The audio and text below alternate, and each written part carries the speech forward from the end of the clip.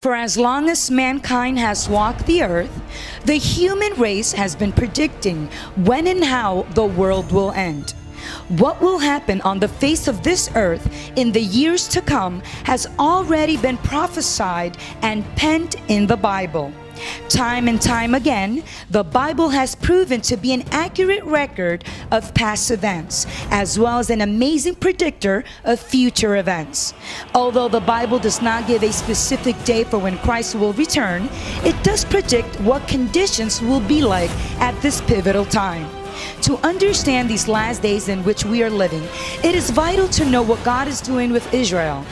It is in this nation that the Bible's prophecies concerning the end of the age will all unfold. On a mission to further investigate, I spoke with end-time expert Jonathan Cahn, who leads one of the largest messianic congregations in the world, the Jerusalem Center, Beth Israel in Wayne, New Jersey.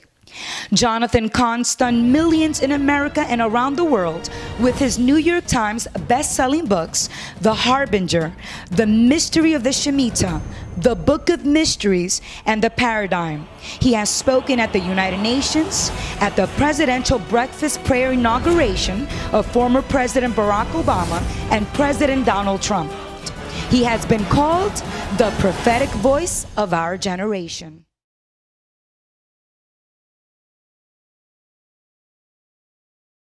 Why is it important to understand the Abrahamic covenant that was established 4,000 years ago by the Lord and Abraham? In the book of Genesis chapter 12, we find this covenant that the Lord did with Abraham. Why is it significant today, and how has it determined history? Well, the Abrahamic covenant is really the key to world history, and it's what God did. Genesis 12. God says to Abraham, I will bless those who bless you, I will curse those who curse you. Now, there's two things there. Not only will he do that, but also what it's saying is, whatever you do to the children of Abraham, the Jewish people, Israel, will be done to you. Now, if you go back in time, I mean, it's amazing. I mean, this is for really anybody, and I mean, it doesn't matter if you're the leader of a nation. This applies to nations, kingdoms, empires, individuals. If you bless Israel, bless the Jewish people, you're going to be blessed. And God promises it. So that's what he said. Now, you look at it. For instance, look at the Egyptian empire. This was the biggest thing going on. It was the greatest empire of its age. You know, there was nothing near it. And yet at one point, they basically came against the Jewish people, the Exodus. They tried to destroy them. As soon as they did that, they believe it's Pharaoh Merneptah. As soon as they did that, and that, in his very reign, right after that, the entire Egyptian empire crumbles to the ground. It never recovers. I mean, it's been always like a shadow of what it was. Starts that. You have Assyria. Big. I mean, Syria was the biggest world empire at the time. Comes in, and it comes to the northern kingdom of Israel, destroys it. You know, they carry it away. They leave no trace. That's where you get the 10 lost tribes from. There. What happens to Assyria? It's totally destroyed. Where when Alexander the Great came by, he couldn't even find out where it was. It was so wiped out so utterly. Babylon did something a little different. They went to the Nebuchadnezzar, Babylonian kingdom. They come to Israel. They depopulate it. They take the Jewish people away from Jerusalem into exile. What happens to Babylon in the end? God depopulates the city. It becomes empty. It becomes a city of jackals and wolves, just like they did there. The Greek, or actually before that, Persia. Here's the different one. Persia, they end up blessing Israel. They let Israel go back to its land from the captivity, and they allow Israel to continue as a nation, although not as it was. What does God do to Persia? It's the only empire from there. He allows it to continue as an empire, as a kingdom, on and on, never as great as it was, but he did exactly what they did to Israel. Today it's Iran. That is Persia. But he allowed it to continue through all history as a smaller version of the empire it used to be. You have Greece. What the Greeks did is they tried to wipe out the Jewish faith. They tried to replace the biblical faith with Greek faith, Zeus and all that. So what did God do? He replaced the Greek faith with the biblical faith. The Greeks ended up converting to Christianity and accepted the God of Israel, and the Greek gods were gone. And actually, he used the Greek language and the Greek culture to spread the gospel. Rome, took Israel and they shattered it. They spread the Jewish people all across the world, shattered it.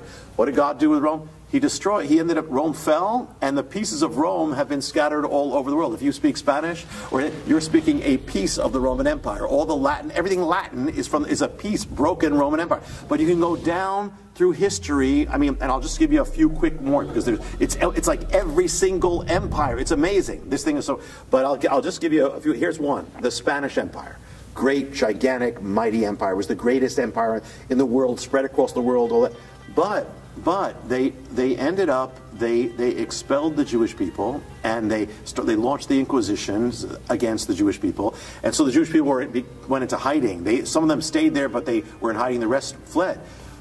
Soon after that, what happens to the great Spanish Empire? It collapses and becomes a shadow of what it was, the greatest empire. But you look now it's looking at that thing, but at the same time you can look at the other side. The British Empire blessed the Jewish people. What happened?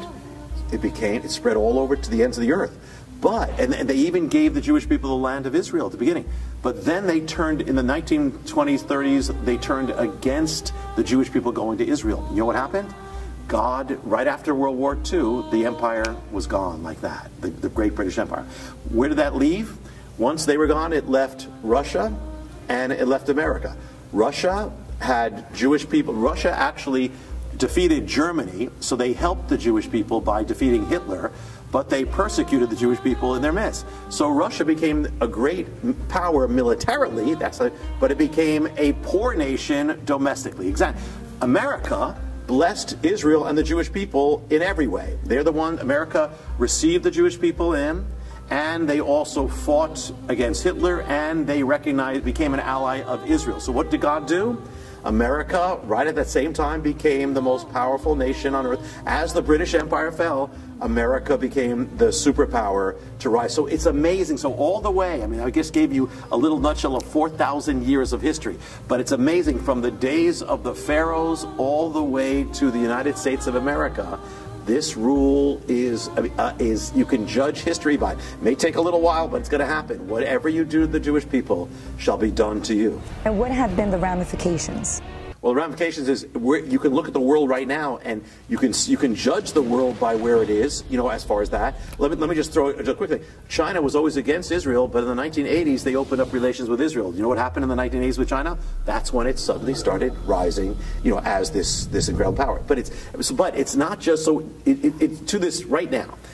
If America turns away from Israel, then you're going to see America fall. You know, and it's on the verge, because right now we have right now, it's not about politics, but we have right now one party that is very pro-Israel, the other party is increasingly anti-Israel. So it depends. You know, we had a president, this is not about the people, but we had a president before who was very cold to Israel, you know, but it was erased at the end, because now you have a president who's very pro-Israel. So, but if we turn from Israel, we have two things with America. If we turn away from God, which is a whole other thing I know we'll get into, which is happening as a culture, and we turn away from Israel at the same time. It's what the law of the Bible that has been true for 4,000 years is, you will see America fall. So, and that's something with end-time prophecy as well. So at the same time, it's not just about kingdoms and empires and nations and powers. It's about every single person. I have never met a person in my life who hated Jewish people and was blessed. Never. Never. They're always cursed. It doesn't matter what. From Hitler to anybody, they're cursed.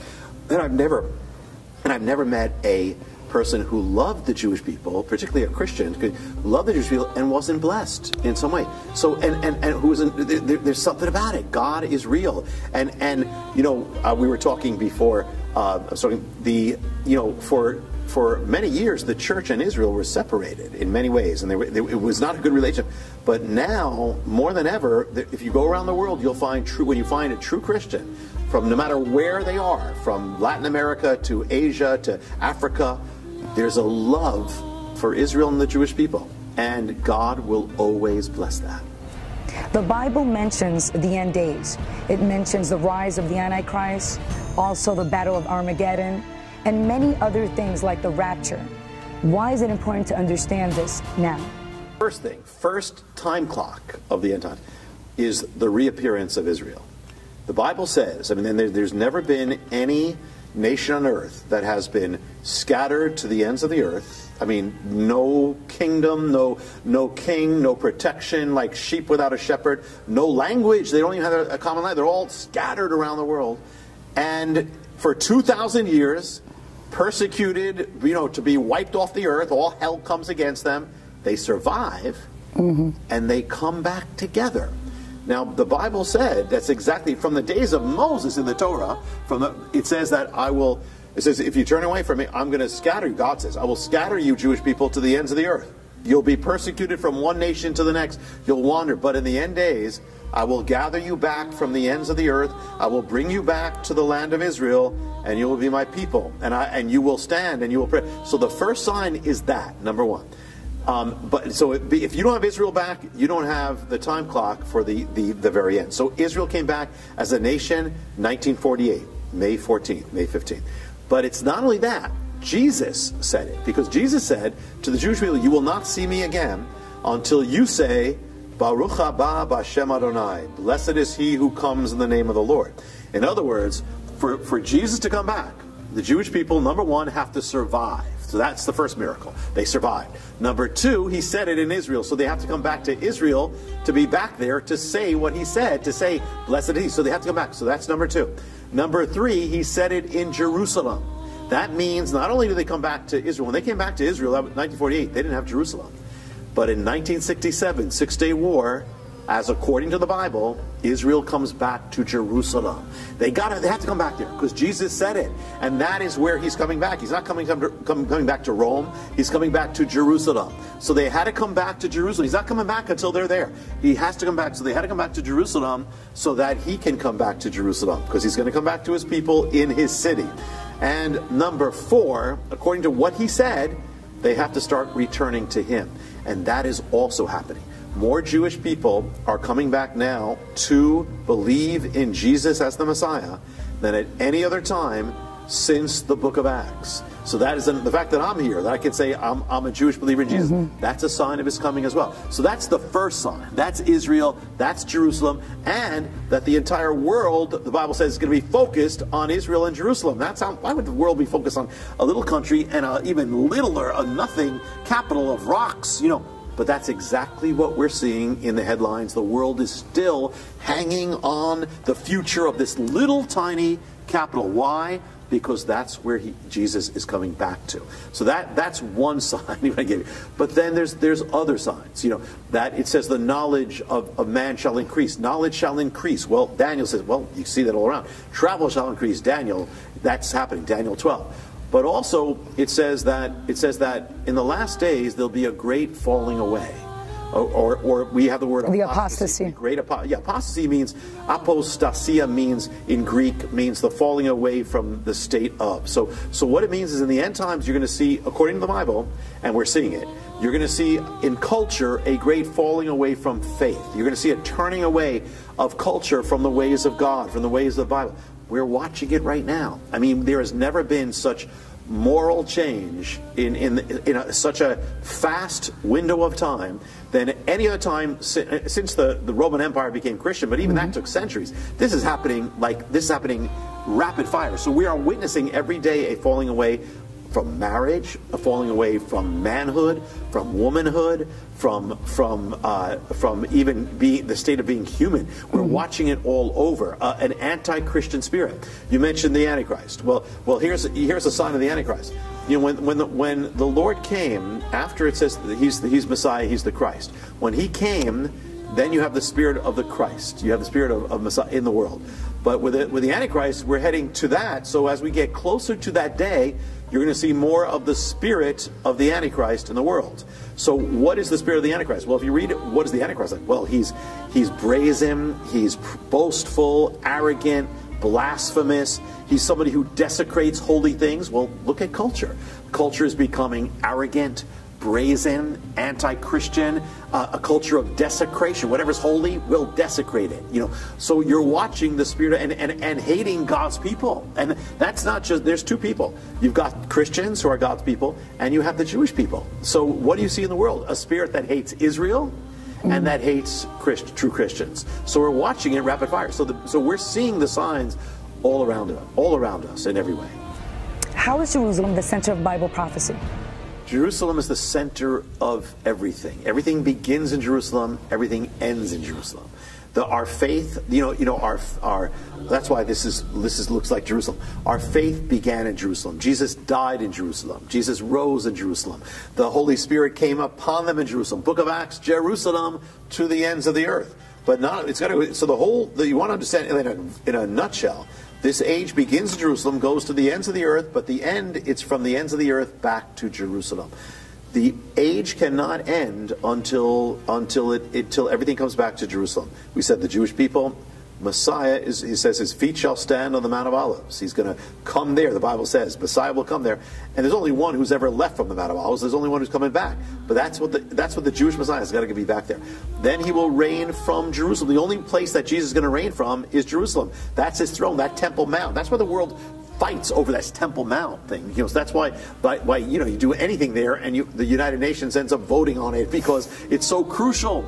But why? I mean, if you go to Jerusalem for 2,000 years, a lot of people didn't care about Jerusalem. But as soon as the Jewish people started coming back, the whole world is up in arms because the Bible says there's an enemy, and the enemy knows what is a spiritual thing, knows what's coming. And therefore, he'll do everything he can to stop it. That's why there's such an uproar over the Jewish people in Jerusalem, because he knows that when the Jewish people come back to Jerusalem, there's somebody else who's coming back to Jerusalem.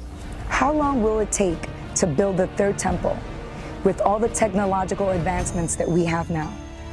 Yeah, well, there's different theories about that. I mean, the temple in the time of Jesus took like 40-something years. However, we're able, nothing's impossible. People can build a construction site in a very short time as well. We know it has to be there in what's called the tribulation period. Tribulation period is where the Bible speaks about the last 7 years before the return of Messiah.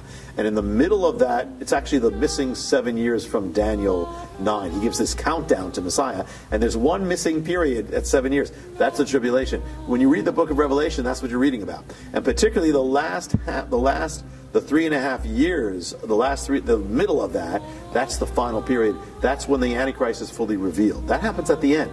But the temple, that's correct, has to be built for all this to happen. Before the Antichrist. Yeah, for him to come, because what the Bible, it's called the tribulation temple, and the Bible speaks about this is the one that's going to be desecrated, by the Antichrist.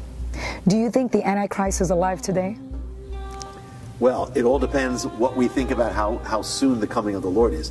If the Lord is coming within a certain time, the Antichrist will have to be an adult by the time that he comes. So therefore, if we believe that the coming, and we're not setting dates on that, but if we believe the coming is within 20 years or 30 years, you would think he would be alive today. Do you think the rapture is going to take place before the tribulation? Will believers be in the tribulation? Well, there's the different schools are this. There's pre-trib, and we can divide believers by it. Pre-trib, which is that the rapture will come before the tribulation, so they won't be part. Then there's post-trib. The rapture will come at the time of the second coming, so we will be part. Then there's the mid-trib. They're kind of compromise. We'll be there for half of the time. Then when the Antichrist does this, that's when the rapture is. 7 years before the return of Messiah. And in the middle of that, it's actually the missing 7 years from Daniel 9. He gives this countdown to Messiah. And there's one missing period at 7 years. That's the tribulation. When you read the book of Revelation, that's what you're reading about. And particularly the 3.5 years, the middle of that, that's the final period. That's when the Antichrist is fully revealed. That happens at the end. But the temple, that's correct, has to be built for all this to happen. Before the Antichrist. Yeah, for him to come, because what the Bible, it's called the tribulation temple, and the Bible speaks about this is the one that's going to be desecrated, by the Antichrist. Some believe that the Antichrist will be from Europe, from an Arab nation, or even Jewish. Where do you think the Antichrist will come from? What does the Bible say? Okay, one, and I'm not saying this because I am Jewish, but I don't believe the idea of the Antichrist being Jewish makes sense, because the Antichrist is going to make a covenant with the Jewish people. If he is the leader, if he's a leader and Jewish, he would be a leader of the Jewish people. He's one who makes a covenant with them, and he's one who ends up coming against them to destroy them. He tries to destroy them in the end. And the symbol, he's called in the Bible, he's called the beast, or the horn of the. And now in the Bible, when you see imagery like that, that always represents one of the world powers, one of the Gentile kingdoms of the world, like Babylon, Persia, Greece, and Rome. So they're always representing the world power of the day, which is a Gentile or a world kingdom. And the horn is always a sign of that. It's never representing Israel, ever. So therefore, for those reasons, number one, it's like he's going to deal with the Jewish people. He can't be Jewish to be the one who's going to do this to the Jewish people. So that's one thing. So as far as what he will be, the one thing, there are those who say Arab or Muslim, but the biggest clue we have, aside from the horn, which would say world leader of a Gentile power, Daniel 9. And Daniel 9 gives a mathematical countdown for the coming of Messiah, which is amazing. I mean, he gives the time he's going to come. This is centuries before Jesus came. And in it, he says, then he says, Messiah will come. He'll come to the city, Jerusalem. He will be killed. This is, and I want to just make a note of this. This is what every Jewish person has in their Bible. We're not talking about the New Testament. We're talking about the Hebrew Scriptures. The Messiah will come to Jerusalem, will be killed, and then it says, the temple and the city will be destroyed. So what happened? Jesus comes at the time Daniel says he would. He comes around 30 AD. He dies. He rises. Mm-hmm. The temple, what happens after that? 70 AD, the temple of Jerusalem is destroyed. The city of Jerusalem is destroyed, and that's why you understand world history. Why are the Jewish people all over the world? Because of that.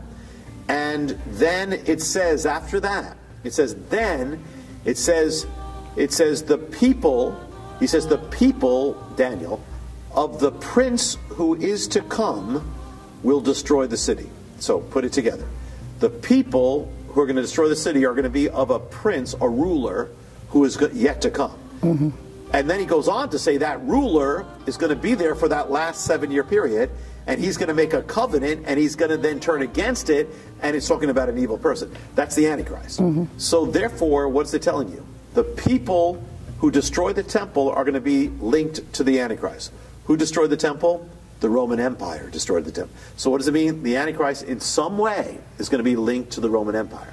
Now many have seen that, have said that, well, what is the Roman Empire today? Well, the remnant of the Roman Empire, it's a few things. One is, but the main remnant right now is Europe. That was Western Europe, and Europe is the candidate. Now we're not saying it has to be, but that they would come together and become a one confederacy, power. Now you also have the Mediterranean and all that, but it's basically Europe has become the EU, the European Union. Now students of Bible prophecy were always saying it was going to happen, that Europe is going to unite.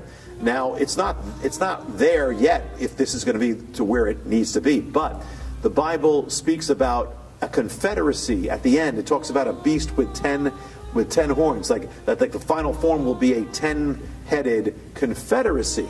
And it's interesting. So we do have an heir to the Roman Empire that is a confederacy. It's not in its final form. We shall see. But that's why many people look to Europe when they look. Now, if America falls, that's going to have a vacuum for Europe. And already, Europe is already talking about, we got to get stronger. We got to become more centralized. We have to become the main power.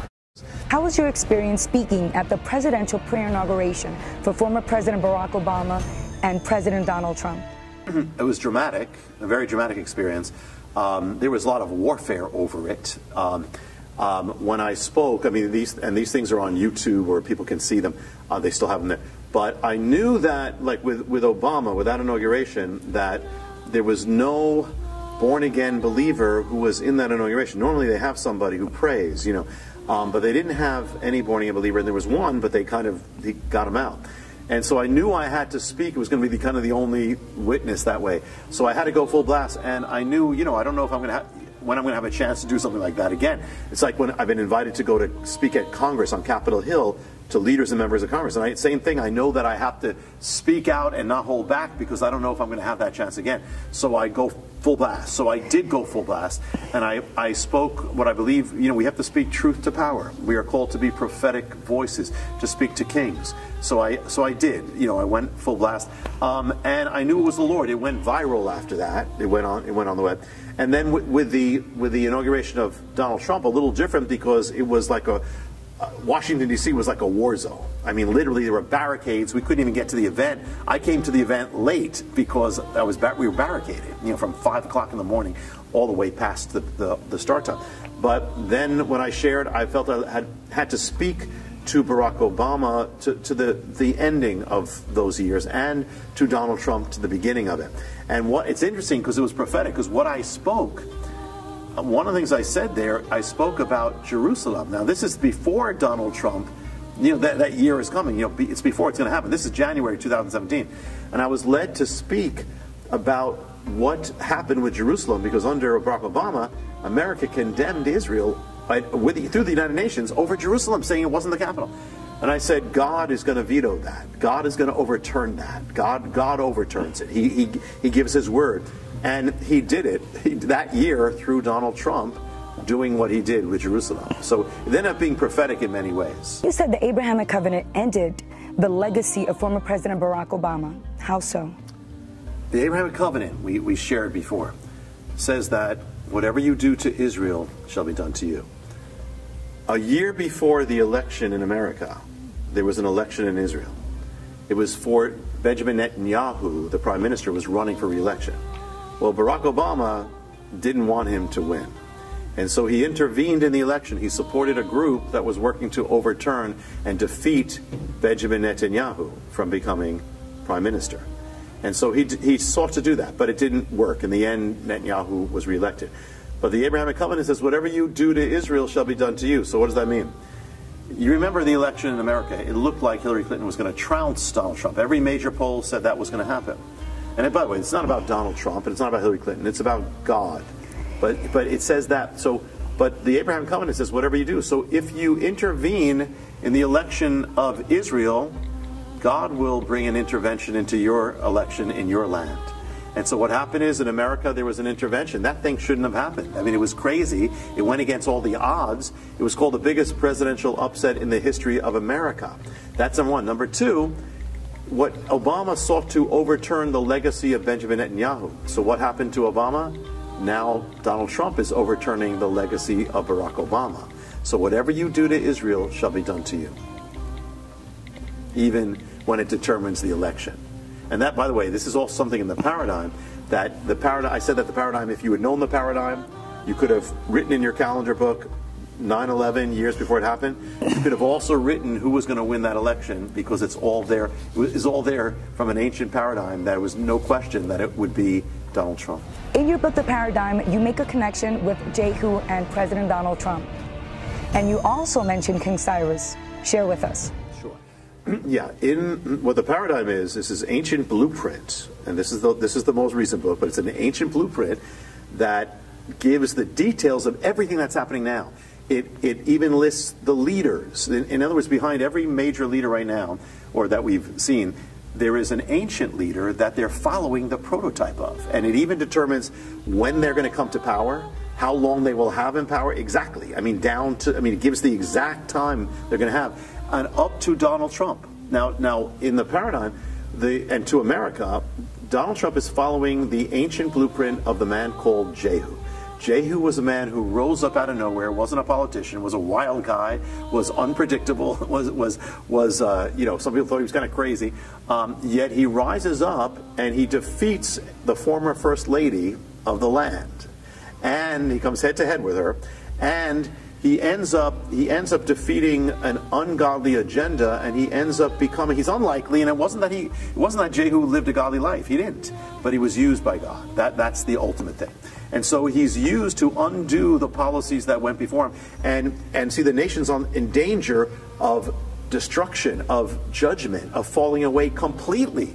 And so what the significance of Jehu is, and Donald Trump, is that he opens a window of time before that happens. So there's a window of time where there's a window for God's people to still have religious freedom, still spread the gospel, still, all those things, to turn it back. So we have got a window of time right now where when the answer is not Donald Trump, the answer is not politics. The answer is God, and the answer is revival. But if we don't have revival now, then America is going to be lost. So that's the crucial time. And the paradigm, it goes into what the paradigm says about what is yet to come. But the take home right here is, we must be praying for revival. We got to start living in revival or that there is not hope. That's the only hope. But there's another side to Donald Trump.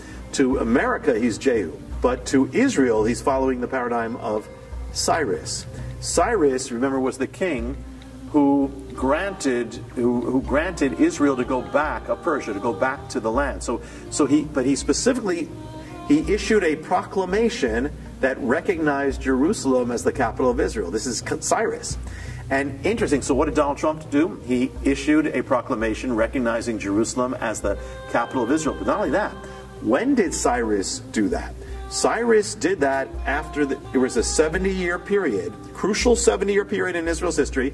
At the end of those 70 years, Cyrus issues this proclamation recognizing the capital. Well, Israel was born when?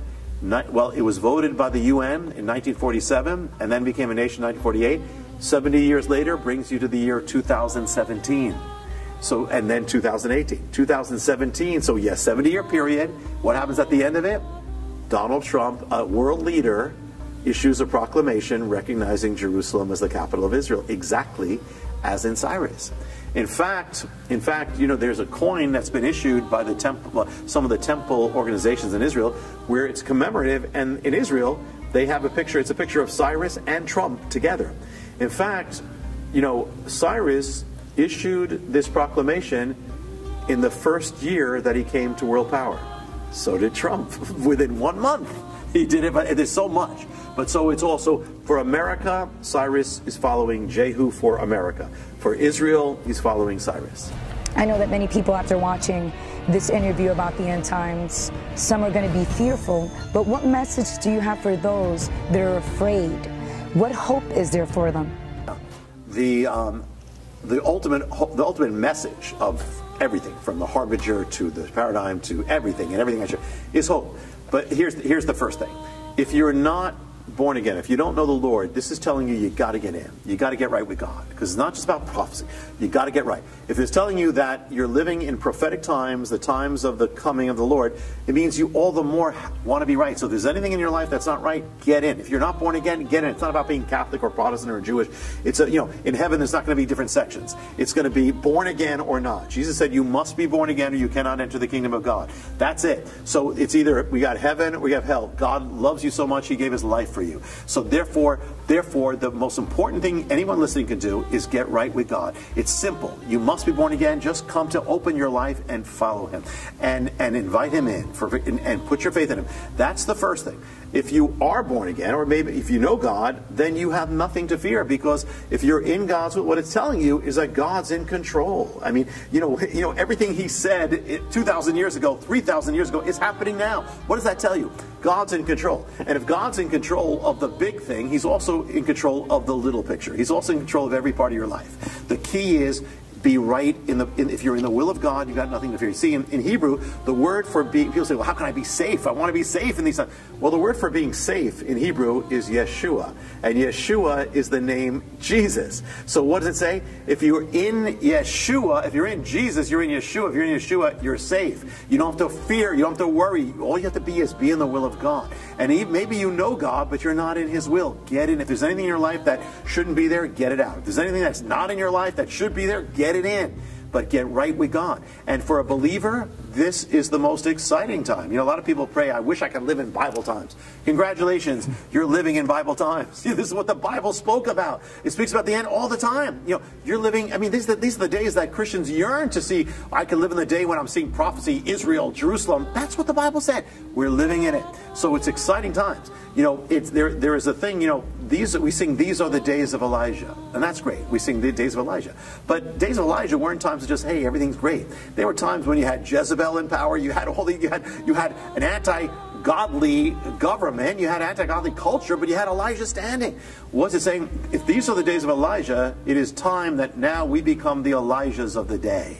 We have to become bold. This is the time. Don't hide the light. This is the time you have to shine it, because if you hide the light, darkness is going to be it. But the thing is that there used to be a quote Christian culture, and that is that in the Christian culture in those days you could be a candle in the daylight, but now it's not day, it's night. But now we have the honor of being the candle in the night. The candle in the night may be a little harder, but it's much more powerful. The candle in the night lights up the night. So we are called to be the candles that light up the night. That's the same candle. That's the same witness that was there for the Apostle Paul. Same thing for Elijah. Same thing for Jeremiah. They all lived in cultures that were against the Bible, but they were blazing. And these are the times that we could blaze. It says the eyes of the Lord are searching the entire earth, looking for the one whose heart is completely his. He'll lift up that one. You be that one. You be that man. You be that woman. And God will lift you up. Because what this tells you, above all things, is God is real and still on the throne. And he has no intention of vacating that throne. So therefore, go all out for God. And as God has kept his word to Israel, he will keep his word to you. And as the gates of hell could not prevail against the church, they will not prevail against you. You just follow the Lord with all your heart, and God will lift you up, and he will empower you and anoint you, because he ordained that you would be born for such a time as this.